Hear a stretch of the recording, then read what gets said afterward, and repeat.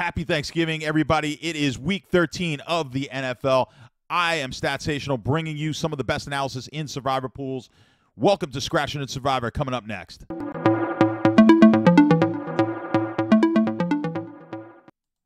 All right, guys, welcome. It is Scratching and Surviving. We're trying to win our Survivor pools. A bunch of you reached out to me last week and let me know that you won your pool, so congratulations.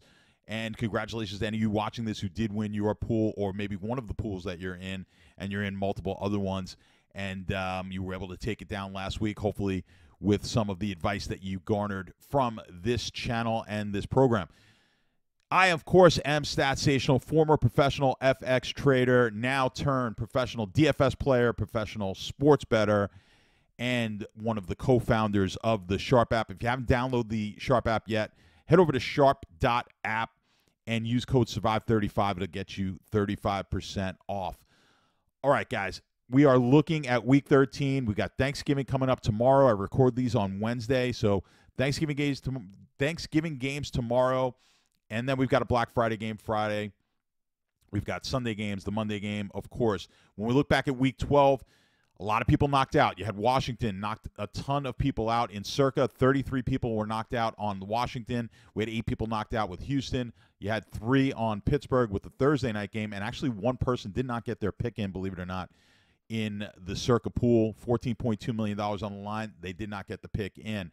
So it's crazy. They're down to 54 people, and in Circa, they're going to have to pick one of these Thanksgiving games or Black Friday games as its own week, and then Sunday as a week. So they've got 2 weeks here in one, and a lot of people in that pool saved Kansas City for this week, so we're going to see a lot of people on Kansas City this week in Circa, but it's going to be a little bit different for other formats, and that's where the bulk of you guys are in. You're in your own home pools, office pools, things like that. So we're going to try to help you guys navigate through week 13 and hopefully beyond, unless you take it down this week, to win your pool.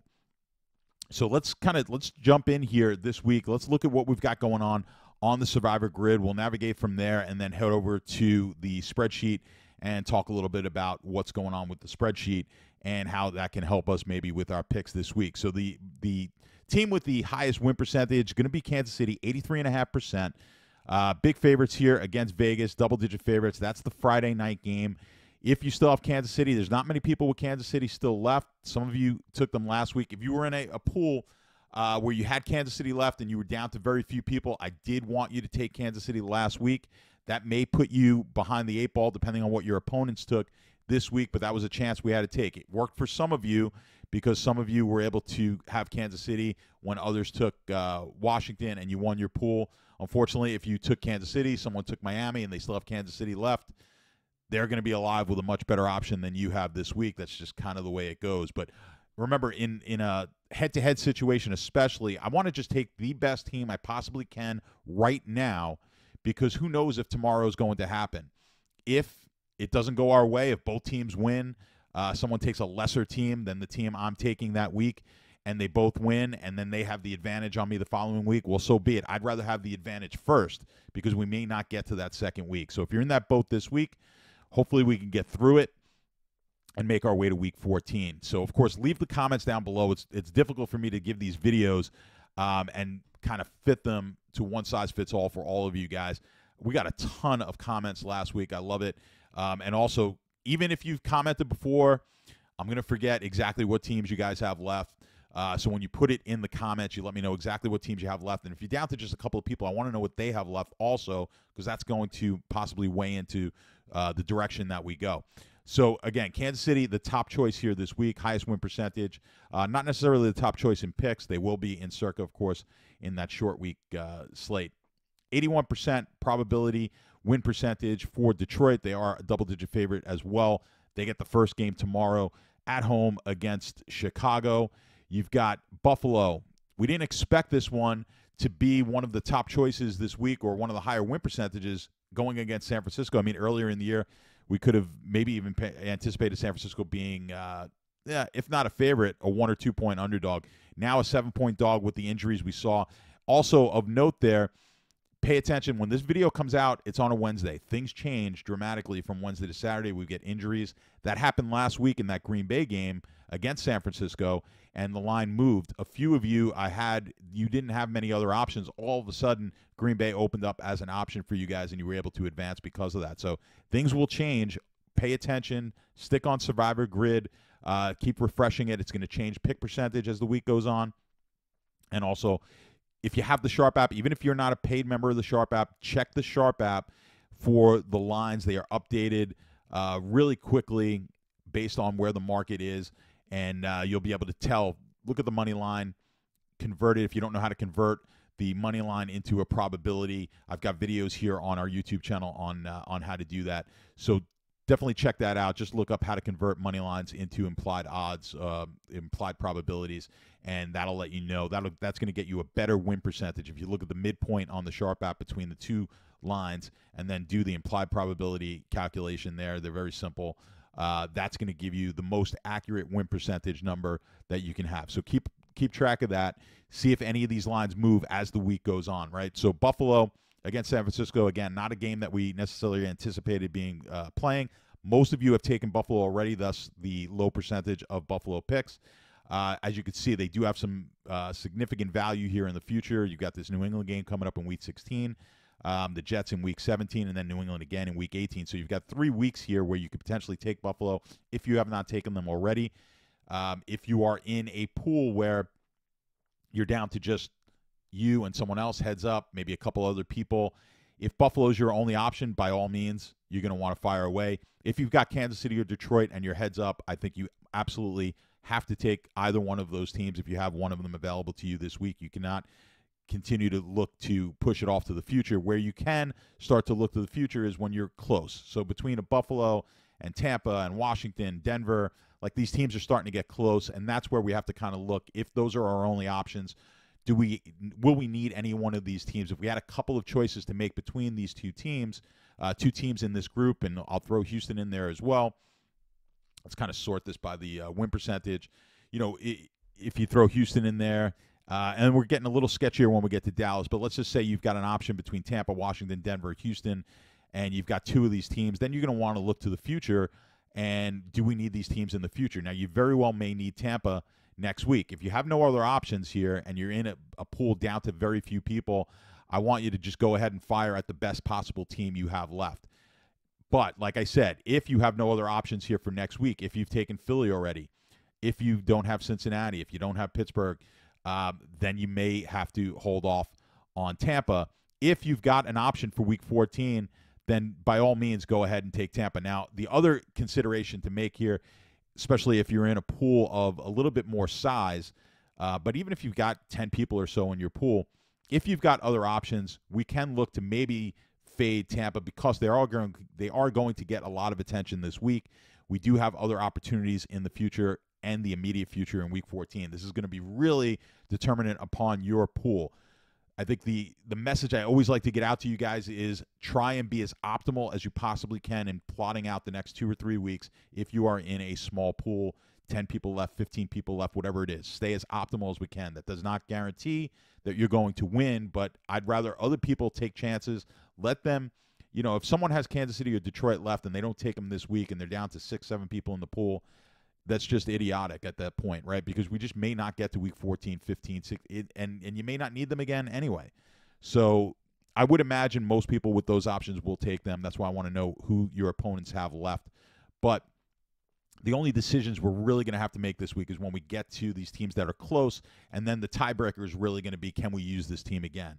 So we're not necessarily looking to hold teams for the future, but if all things being equal and close, then that's when we have to start looking at that. But Tampa, the other option, like I said, the other thing to look at is this 21% win pick percentage, and that's going to change. That's why you got to update Survivor Grid, look at it all the way up until the time you have to get your pick in.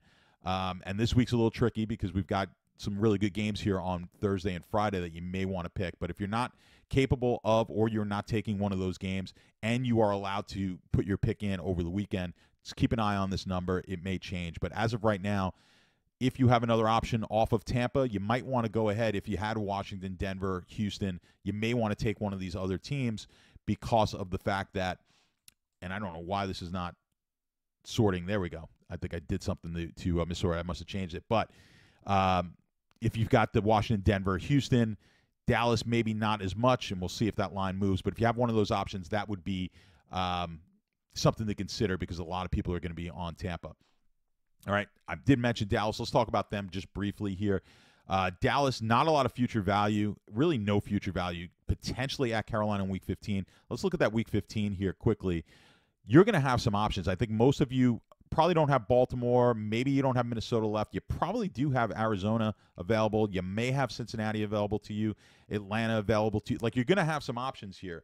Denver, if you have none of these teams, then you got to be careful using Denver this week. If you don't have another option, then go ahead and take Denver this week in smaller pools, especially against Cleveland. But you're going to have some options here in Week 15 that I think most of you will have the ability to take. Let's just look at Week 14. You've got Philly's going to be a big favorite, obviously home against Carolina. Tampa, as we just mentioned, they do have value here in Week 14. So be careful taking Tampa in Week 13 if you have nowhere else to go, if you don't have Cincinnati, Pittsburgh, Miami, which a lot of you have taken already. If you don't have these teams available in San Francisco, we just don't know what the status will be as far as injuries go, so we got to be careful there. You really got to play this one out based on your pool, exactly what you have left, and I can help you with that, of course, down in the comments. All right, let's just look at the spreadsheet. You know, the thing with the pool at this stage, it gets more difficult in the sense that you're going to be picking teams for the most part as we move to these future weeks that have a lower probability of winning than maybe you have in the last in the earlier weeks for sure. So in that sense, it becomes more difficult. But our decisions actually become easier in the sense where we don't have as many options. It becomes a lot clearer as to which path we need to take. So it's not necessarily that we know who's going to win. We just have to get lucky. Like Washington losing to last week to Dallas. If you had Washington and you lost that game, it's just not being lucky, right? I mean, none of these games are foolproof. 85%, 86% chance here for Kansas City to win. That means they will lose this game 14% of the time. Not going to happen all the time. It could happen. And when it does, of course, chaos ensues. But we want to get ourselves, if you got yourself to a position, and by the way, I got to fix this. There we go, back to the 18%. And I'll show you, I'll change that in a second just to show you guys how it changes the threshold. But if you get yourself in a position where you potentially have a double-digit favorite in your week, and you're in week 12, 13, 14, and you can pick a double-digit favorite at that point in the season in your survivor pool and you lose, I mean, that's just it. It's the luck of the draw. It is what it is. We can't know exactly who's going to win. We just want to try to put ourselves in the best possible situations to win. And part of doing that as well is when you are in situations where you've got 3 people, 4 people, 5 people left, that's where you can start to take maybe a lesser team if you know all the other participants in your pool are going to be on the same team. That's where this threshold column really comes in. Now, the reason I had this up at 70% was because I was looking at it for those of you in Circa, where I said, if this goes up to 70%, where in that small little week of people who can take the small window there of people who can take or the short week, I should say, of people who can take the Kansas City, and a lot of people will be, you may get potentially 70% of people in that small pool or in that pool with just the 4 weeks. You may get some of those people taking Kansas City, or a lot of those people taking Kansas City. It could be upwards of 70%, in which case you'd have to have a team 65% or higher, which would bring Dallas in to play, which is a Thanksgiving game for those of you. So just keep that in mind. You're going to need you have to estimate about 70% of people on this Kansas City game if you're in Circa before I would suggest getting off of Kansas City and getting down to Dallas. Could be an interesting play. I know in the past in Circa, some people have actually taken an underdog against the big favorite, and it's won on Thanksgiving. And, of course, that is a massive, massive leverage play. For those of you in regular pools here, though, just keep in mind it's going to take a lot more entries on one specific team, the more incentive you have to get off of that team and take another team and maybe get away from the optimal play. Ideally, we can't win this pool at least by ourselves, unless we're in a situation where the only team left standing or the only entry left standing. To be the only entry left standing, you at some point have to be different than your opponent. And if you've got multiple opponents and you have the ability, even if they have a strong team like Kansas City, so if you have 4 people left in your pool, obviously that's going to knock, if 3 people take them, that's 75% of people. You could virtually take anyone else, any of these other favorites here, as a potential play and give yourself a shot. Even with 4 people left, I know it's you're down to just a very few amount of people. You still only have a 25% chance to win your pool. So you're trying to pick a spot where you can be the only one on a side. Now, of course, it's very difficult to figure out, but sometimes we can get a good guess based on how people have picked in the past and what they have left as to how many people are going to take a particular team. Again, it's hard. I'm kind of talking in the abstract. I can talk specifically to your pool when we look at it. When you guys leave me the comments down below, so I'll look forward to seeing those this week as we're getting down to the nitty gritty. But when you look at this with 0% future value, of course, that always shows the teams with the highest probability to win as the best options. I mentioned this threshold column. Again, this is based on as these numbers increase for each one of these teams. As win percentage increases, this number goes up. As pick percentage increases, this number goes down. So the more people picking a team, the easier it is to fade them, right? So in most pools, you can fade Tampa. If you're in a large pool, I think fading Tampa is not a bad option. If you have Dallas, a lot of people are doing that here with Dallas. A lot of people taking them because they don't have a lot of future value. So we talked a lot about smaller pools. In a larger pool, here's where I would get behind Dallas in a larger pool. If I had Kansas City, Detroit, or Buffalo available to me and Dallas, then I might consider holding on to one of these teams where most people are going to exhaust these Kansas City, Detroit, Buffalo. They will be exhausted by the time we get to the next few weeks. You'll still have them available if you can survive with Dallas. This is for very large pools, which some of you are still in. You've got to get a little bit contrarian with your play. If one of these big teams goes down, including Tampa here, then you can, of course, pick up some equity on the pool. So that's where I would consider Dallas. Excuse me. And also, obviously, if they're the only option you have and you've used all of these other teams available that have a higher win percentage. So it's going to be interesting whether or not you take Dallas in your pool, whether it's really a viable option. Tampa, you really want to try to avoid Tampa if you can. If it's the only option you have, and it was an option I suggested to a lot of you based on the teams you had left, and obviously a lot of people have taken similar paths and have taken similar teams, which is why Tampa is a team available to a lot of people. If it's the only option you have left, then by all means, you're going to want to take it. But it's going to really matter as far as what teams you guys have left. So like you see, when we move to 25%, Denver actually becomes the third choice here. And if I go back to the Survivor grid just to show you, Denver shows up as the third choice because they have very little future value. But if you look at the sheet, the reason they have little future value is because they're playing Kansas City. They're going to be a dog there. They're at the Chargers, at Cincinnati. So they've got some tough games, but they've actually got the easiest games of this 65 to 70% win percentage group in that Indianapolis game. The thing is that Week 15, I showed you earlier, we've really got a lot of options in Week 15. So I'm not too worried about Washington, Denver, Houston, about their future games. If they're my only options, I'm going to take them. If I have them as an option and Tampa, of course, I'm taking one of those other teams because I could take Tampa here next week, most likely.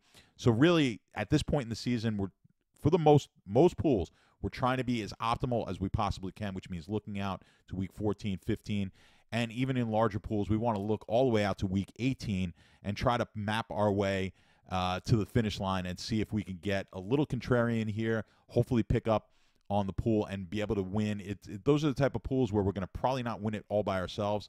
We're going to split it, but we want to be able to split with the fewest amount of people possible. We also want to be able to survive, so we don't want to get too crazy. But to win the pool like that, we may have to get a little bit contrarian. So that is kind of the overview of what we've got going on this week. Of course, leave your comments down below. I will help you guys as much as I can. I wish I knew who was going to win these games, but we don't. But we can try and get you on the most optimal path possible. All right, guys, that is it for me this week. I hope you all enjoy your Thanksgiving. I appreciate you guys a ton being here with me each and every week. It's amazing that this Survivor video has been even more popular in the last few weeks when most Survivor videos have stopped running or lose quite a bit of viewership as the weeks go on, because those of you in these pools continue to lose week in, week out. We start losing people from pools, and thus these videos become less popular. So I really appreciate it. While you guys are still here, if you can help me out and help out the Sharp app by downloading the Sharp app, subscribing to these videos. I've got a really cool podcast that's going to be coming out that I think you guys would be interested in.